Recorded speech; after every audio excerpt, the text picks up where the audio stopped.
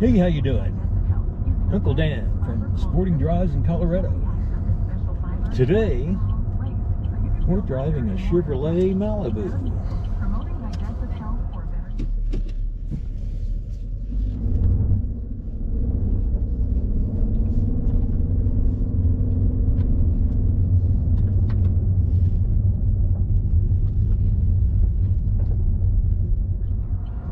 Judging by the mileage, I would say it's a 2023 model because it's a rental car.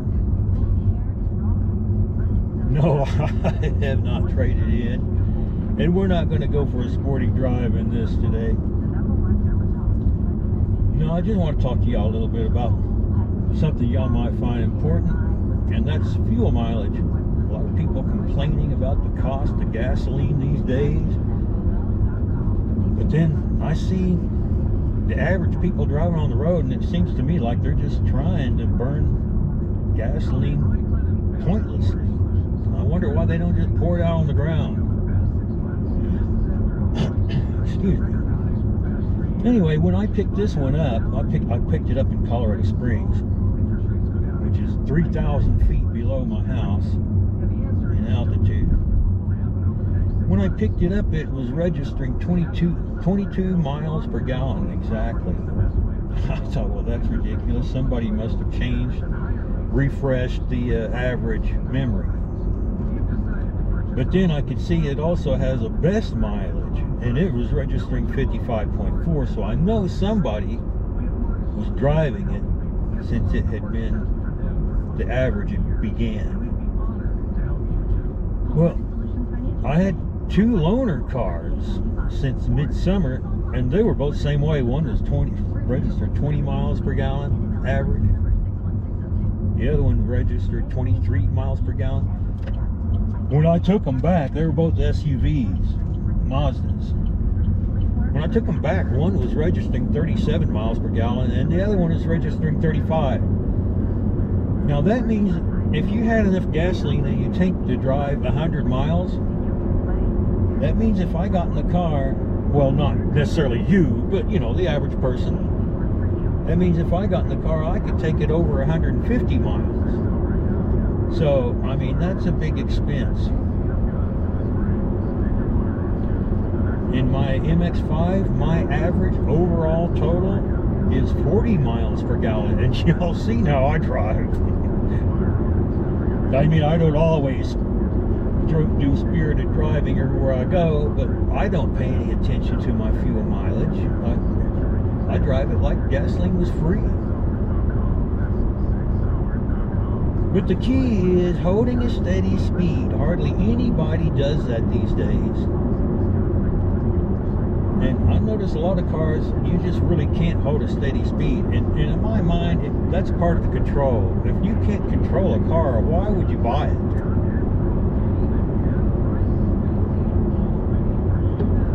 Anyhow, I got in this car registering 22 average, and I drove home.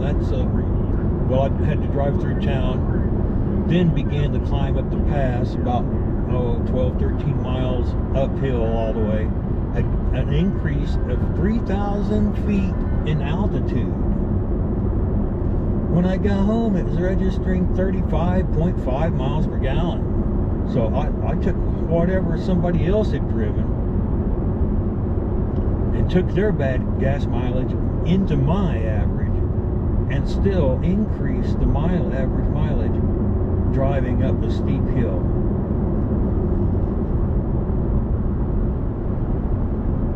And if you just pay attention to your speed every now and then, feel free to look at your speedometer, listen to the engine.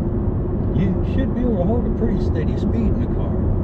This car, I'm really impressed with this, I have to say. Now, I'm not trying to sell a Chevrolet to anybody, but it's really easy to drive. It's a full-size car. It's not luxury. It's very basic. It still has all the crap everybody seems to want these days in their car, but it's just so easy to drive. You can see how much I'm fighting the wheel, which is a surprise, because for decades Chevrolet had the policy of making their cars feel smooth by building them so that they lagged in everything, accelerator, brakes, steering, and as a result you couldn't hold a steady speed, you couldn't hold a steady line. This one's working real nice. Very easy to hold a steady speed going uphill, probably about the easiest automatic transmission to hold steady that I've ever driven. Kudos, Chevy. Anyhow, I don't drag race when I accelerate from a stop sign or traffic light, but you know, I don't poke along either. I just go ahead and accelerate. Now in an automatic transmission, part of the thing behind that is that when you accelerate slow, you're practically revving the engine the same as when you accelerate hard. Difference is when you just go ahead and accelerate reasonably, you're getting up to the speed you're wanting to drive and letting off the gas way earlier, and so you're idling more of the time. When I stop, I don't do that hypermiling crap that people seem to be doing these days everywhere, you know. They like to hit their brakes and slow down to 15 miles per hour, a quarter mile away from the red light. And of course, if you hit your brakes, you're wasting gasoline anyway, because you're already moving. If you hit your brakes, you're killing that. Then the light turns green, you got to gas it when you're a couple hundred yards away from the light. I like to just coast in an automatic. I like to coast up to the light. Most automatics, you can coast a long ways before you lose 5 miles per hour. So you're not holding anybody up. You're not stopping early. And then I just stop at the light. I don't bother pulling up again. And around here, half the lights are on a hill. You're going uphill when you stop. And you see the same people trying to do this hypermiling crap, and then they'll turn around and pull up 4 or 5 times at a traffic light, red light. Well, you got to mash the gas pedal to do that when you're going up a hill. And then another thing you see frequently is people not afraid at all to gas it when you start to pass them. And you people who do that, you know who you are, and shame on you. Anyway, if you can increase your fuel mileage from 25 to 35 miles per gallon, you are going to be very happy with your pocketbook. And if, you know, another thing is, without worrying about, you know, when to slow down and all that garbage, I don't have worries. See, I'm just driving. I'm not thinking about my fuel mileage. Just driving. All I'm doing differently than everybody else is I'm just holding a steady speed. And one great benefit of that is that when you hold a steady speed and hold a steady line, all the cars around you know what you're doing, and they can plan on what lane to go into and all that stuff. When you're speeding up, slowing down, and jerking the wheel around, nobody has a clue what you're about to do. Especially when you hit the brakes and slow way down, a long ways from a light. You got your foot on the brake. People behind you don't know if you're about to slam on the brakes or not, because you already have your brake lights on. And then your passengers will enjoy a nice, smooth ride, and that's very annoying to me, riding with somebody that jerks around all the time. It's tiring. So, I mean, it's beneficial all around to just hold a steady speed. Just concentrate on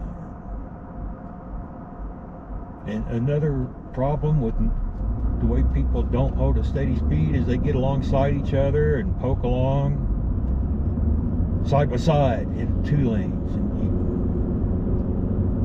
block traffic. See, we got a person over here in the left lane. We're in the left lane right now waiting on somebody because they can't accelerate up to the speed limit. They're driving alongside a car in the right lane.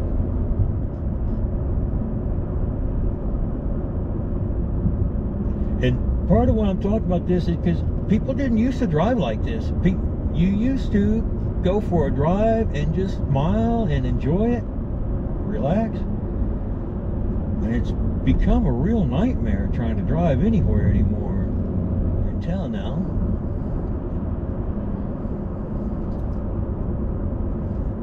If it's not too busy, I'm going to pull and get a frozen coffee. Anyhow, what I'm reading now, coming back up the hill, is 35.6 miles per gallon. That's a lot more than 22, right? That's almost twice as much. I still have to drive all the way back down to town to take the car back before the fuel mileage cycle is complete. I suspect by the time I get there, I'll be reading 40 miles per gallon.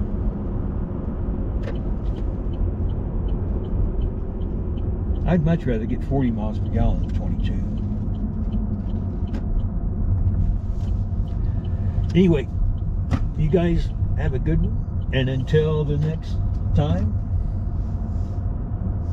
be safe.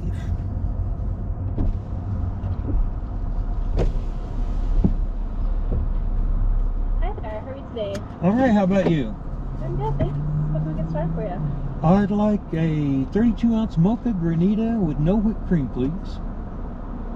You got it. Anything else? No, that should do it. We'll see you at the window. All right.